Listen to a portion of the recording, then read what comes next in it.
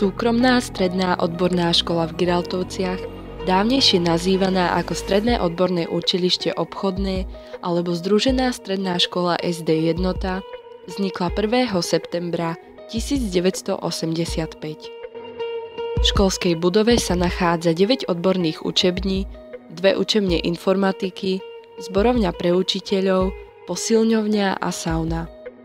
K neodmysliteľnej časti školy patrí aj vestibul, kde žiaci trávia prestávky a kde sú usporiadané rôzne školské podujatia.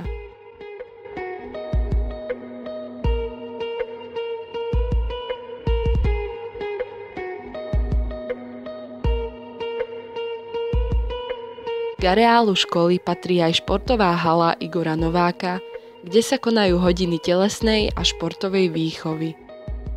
Školský internát je trojposchodový s kompletne zariadenými izbami. Žiakom slúži aj spoločenská miestnosť na prízemí s bufetom.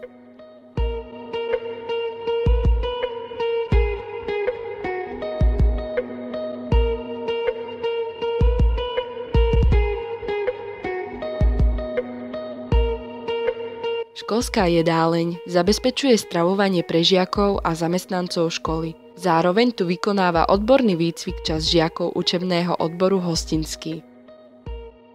Škola v súčasnosti pripravuje žiakov v 4-ročnom študijnom odbore Škola podnikania, v 2-ročnom študijnom odbore Podnikanie v remeslách a službách, v 3-ročných študijných odboroch Hostinský, kuchár, murár a v 2-ročných študijných odboroch Stavebná výroba, výroba konfekcie a praktická žena. V škole sa každý rok pripravuje asi 250 žiakov v 11 triedách.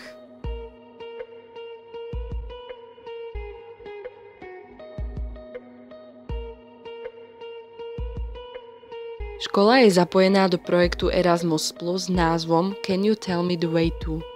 Cieľom tohto projektu je nájsť cesty, na základe ktorých pochopíme spojenia medzi našim historickým dedičstvom a jeho kultúrnymi a prírodnými aspektmi. Spolu sa učíme čítať historické mapy a dokumenty, klasifikovať rozličné typy ciest, objavovať ich zvláštnosti a porovnávať ich funkcie v minulosti a dnes.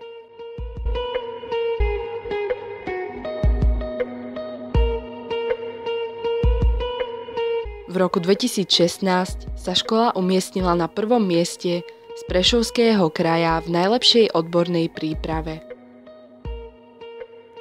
Poslaním školy nie je len odovzdávať vedomosti a pripravovať žiakov na povolanie a získanie prvej kvalifikácie, ale aj formovať u mladých ľudí ich postoje a viesť ich k dodržiavaniu etických a ľudských princípov. Škola má nielen vzdelávať, ale aj vychovávať.